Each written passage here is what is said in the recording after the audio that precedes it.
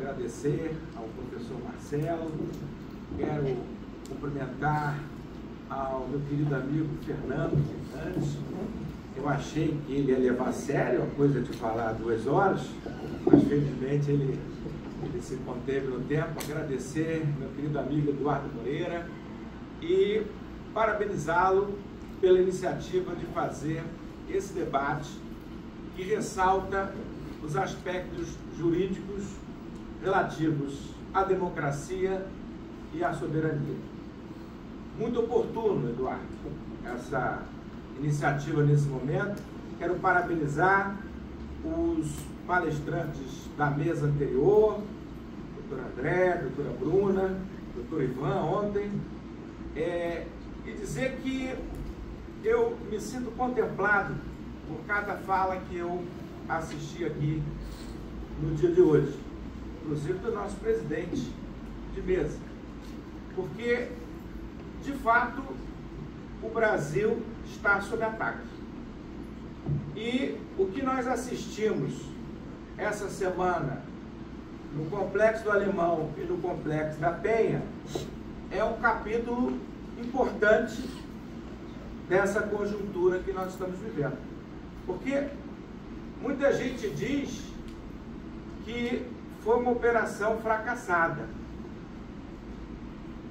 Foi uma operação fracassada do ponto de vista de quem se preocupa com a segurança pública. E para quem se preocupa com a segurança pública, foi um fiasco.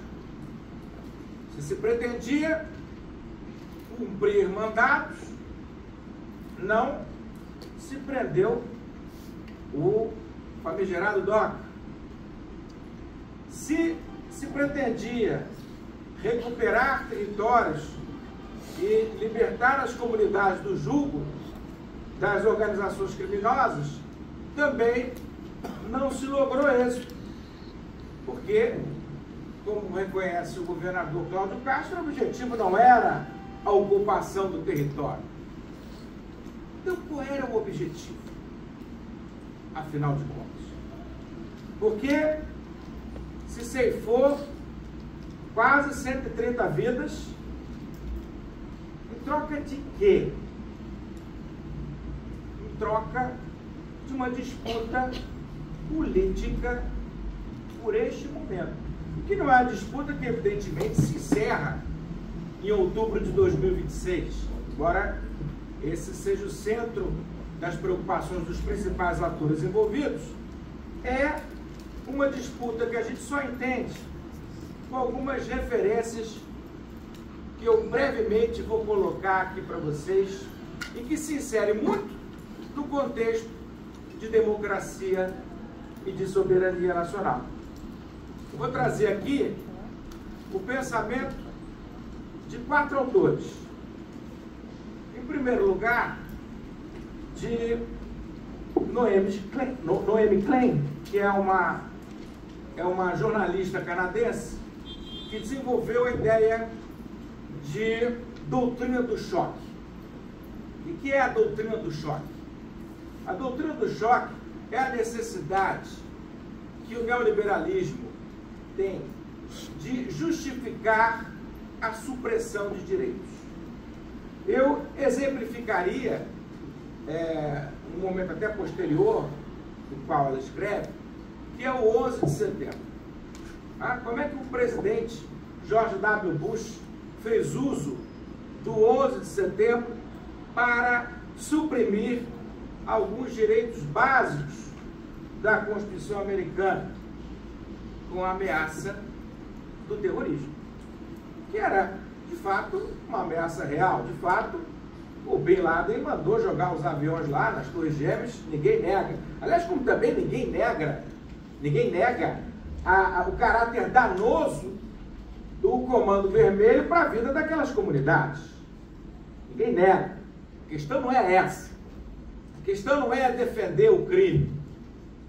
Aliás, é preciso, de uma vez por todas, entender que quem quer o combate ao crime de acordo com a Constituição da República não está defendendo bandido. O secretário de Segurança Pública, na entrevista coletiva, declarou que quem condena a operação da polícia é narcoativista. Quer dizer, estão escolhidos os inimigos dentro dessa lógica de combate ao narcoterrorismo.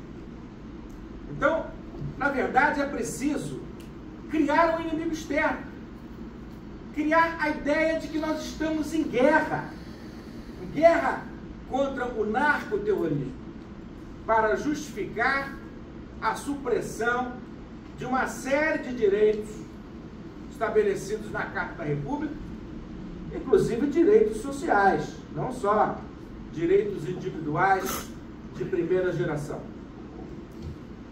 A segunda autora que eu gostaria de trazer é uma ensaísta francesa chamada Viviane Fauchier, que escreveu no final do século XX um livrinho bastante sucinto chamado Horror Econômico.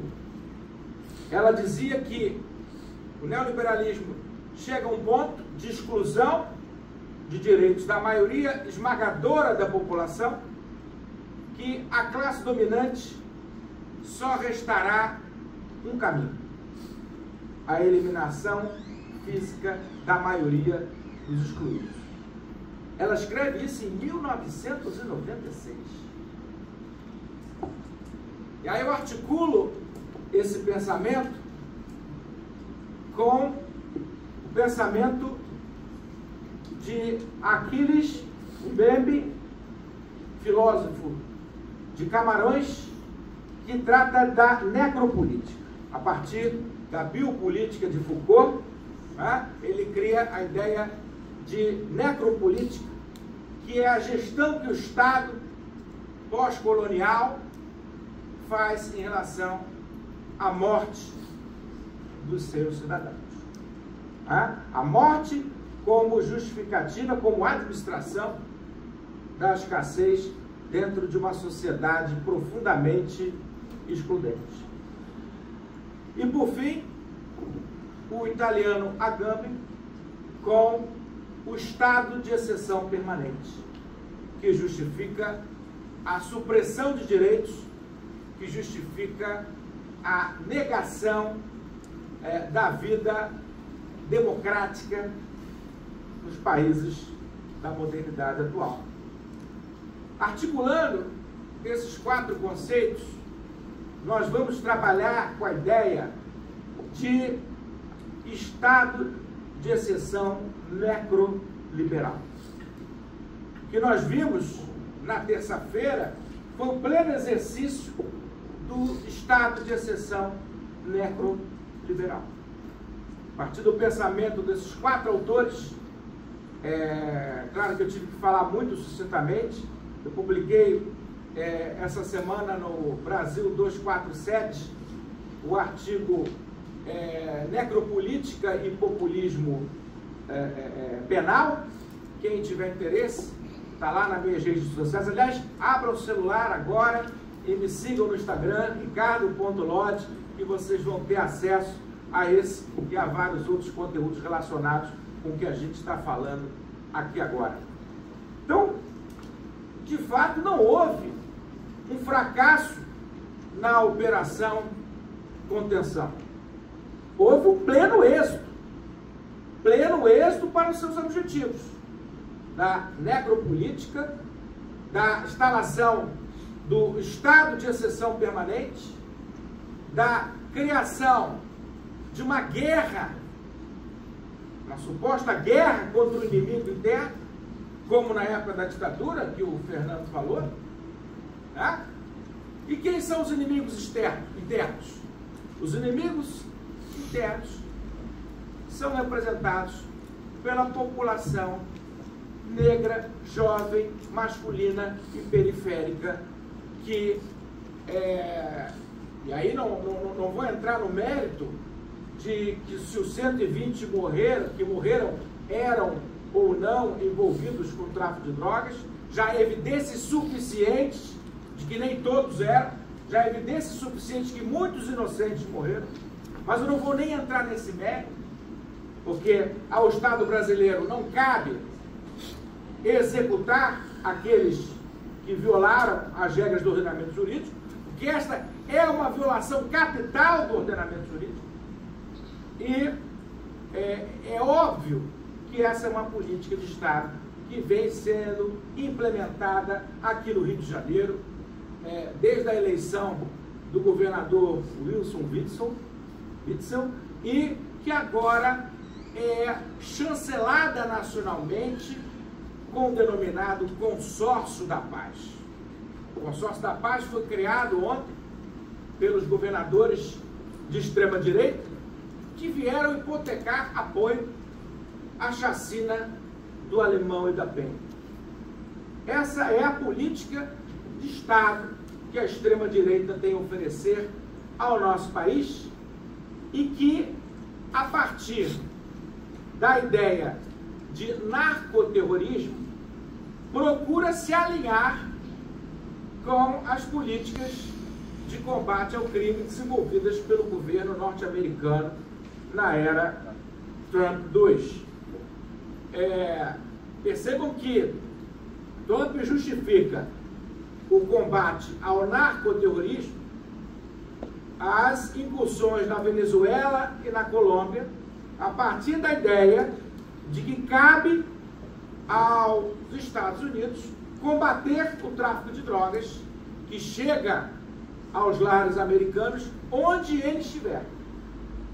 E aí, o nosso Consórcio da Paz, para se contrapor à PEC da Segurança Pública, que é uma proposta séria e não pirotécnica de combate ao crime organizado, com inteligência, com investigação, com articulação das três esferas federativas.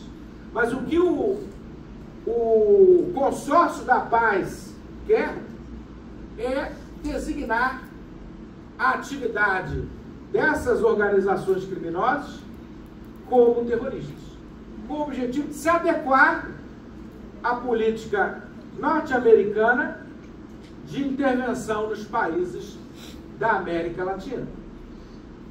Lembram que, alguns dias atrás, o senador Flávio Bolsonaro defendeu que o governo Trump afundasse, bombardeasse navios na Baía de Guanabara para combater o narcotráfico, o narcoterrorismo. E agora o governador Cláudio Castro justifica as ações criminosas das suas polícias com base no combate ao narcoterrorismo. E quem for contra é um narcoativista que também deverá ser neutralizado.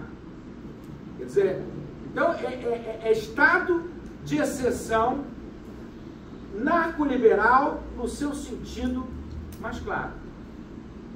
O Consórcio da Paz, reconhecendo a impossibilidade dos governos estaduais de enfrentarem o crime organizado, ao invés de se articularem com a União Federal, querem se articular com o governo dos Estados Unidos a partir da aceitação de uma intervenção militar americana aqui no Brasil. Isso é de uma gravidade impressionante, mas é amplamente coerente com aqueles que apoiaram o tarifaço, aqueles que apoiaram a ascensão a autoridades brasileiras e, cá entre nós, de ídolos de pés de barro, porque todo mundo sabe as ligações quase à luz do dia da extrema-direita brasileira, pelo menos aqui no estado do Rio de Janeiro, onde a gente conhece melhor a realidade, e acredito que em São Paulo também, pelo que eu leio,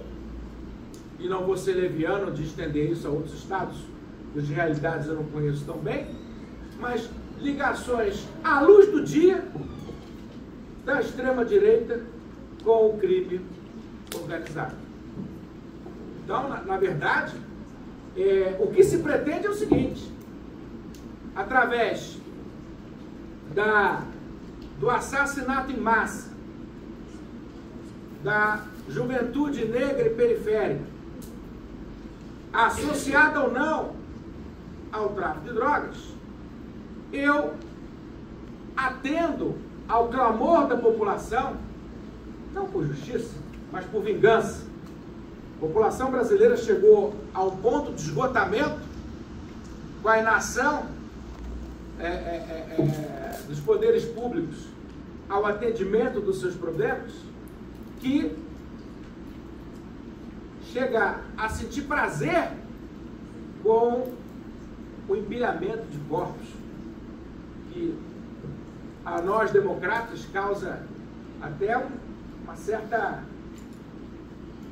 certo mal-estar físico, né?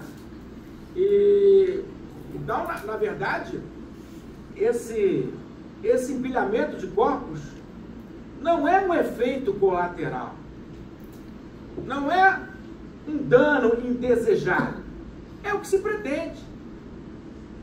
Uma direita que estava vencida do ponto de vista do debate público, pelo tarifaço, pelo julgamento do golpe, pelo Supremo Tribunal Federal, uma série de erros, encontra na pauta da segurança pública a sua tábua de salvação.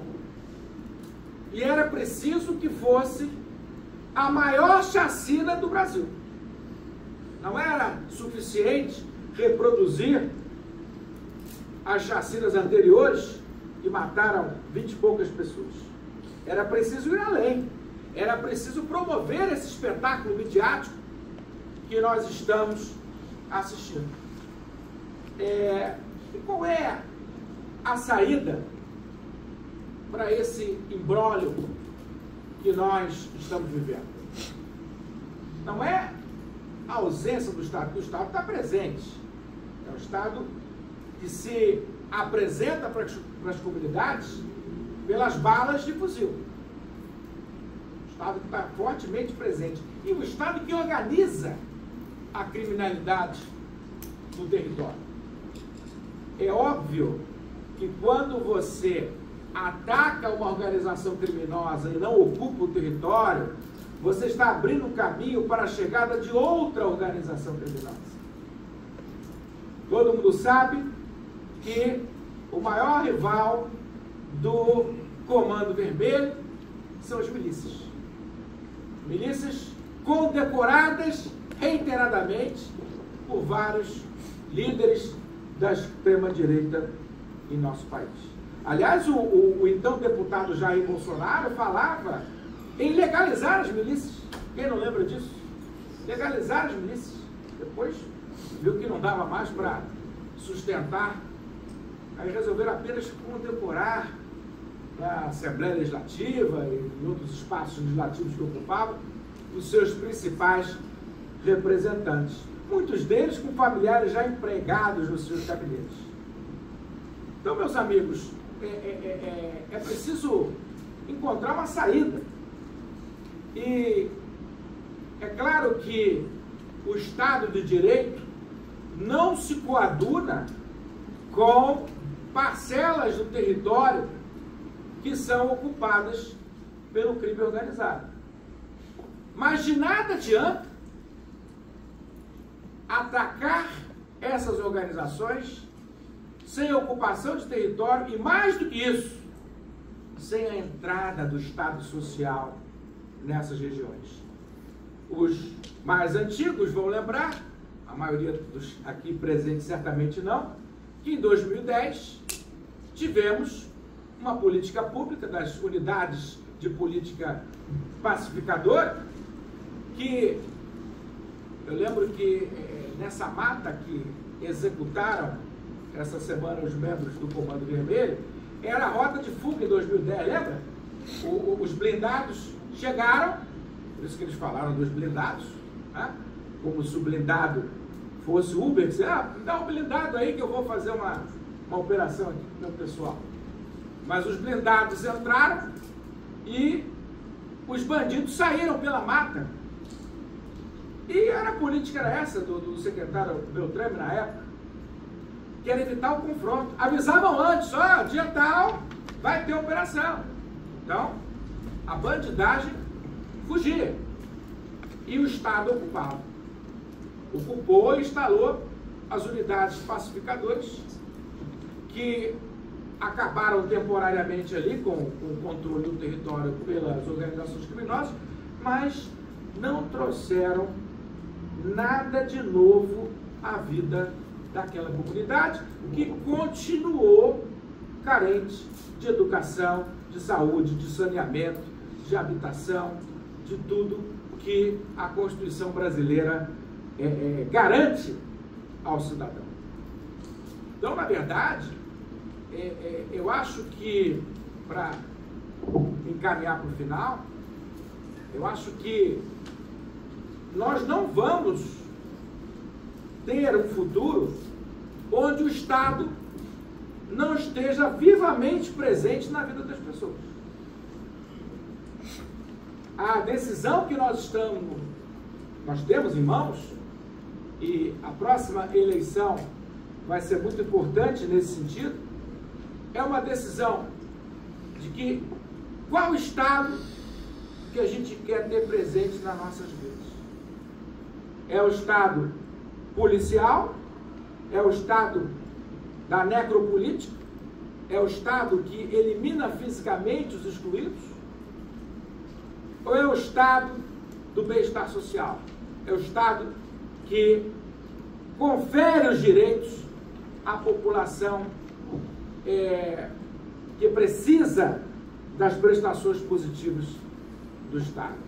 E aí abre-se um outro capítulo que eu não vou ter tempo, vejam lá nas minhas páginas, quando eu falo do ajuste fiscal dos ricos, um vídeo também publicado nos últimos dias, onde a gente procura explicar que essa lógica da austeridade seletiva também está associada a essa política excludente e antidemocrática.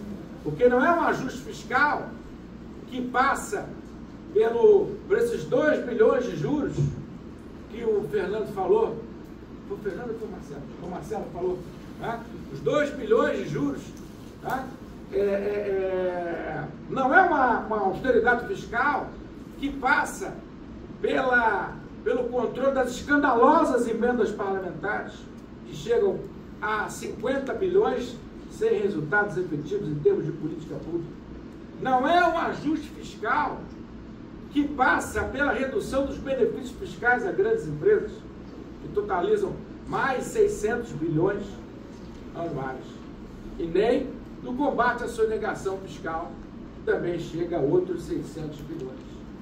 É um ajuste fiscal que nega direitos sociais, que questiona o aumento do Bolsa Família, autorizado pela PEC de transição, que pôs fim ao teto de gastos e abriu caminho para o novo arcabouço fiscal, que não é nenhuma Brastemp, mas é o que foi possível se produzir num Congresso como nós temos, pondo fim ao que era pior, que era o teto de gastos, mas um ajuste fiscal que leve a conta a ser paga por quem nunca pagou, que são os mais ricos. Os mais ricos desse país são subtributados e os mais pobres hipertributados. O Brasil é o paraíso fiscal dos ricos.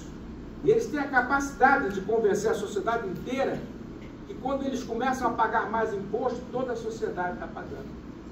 Essa lógica da austeridade seletiva também está associada a essa discussão da soberania e da democracia. Portanto, é uma decisão que nós temos que tomar daqui para frente.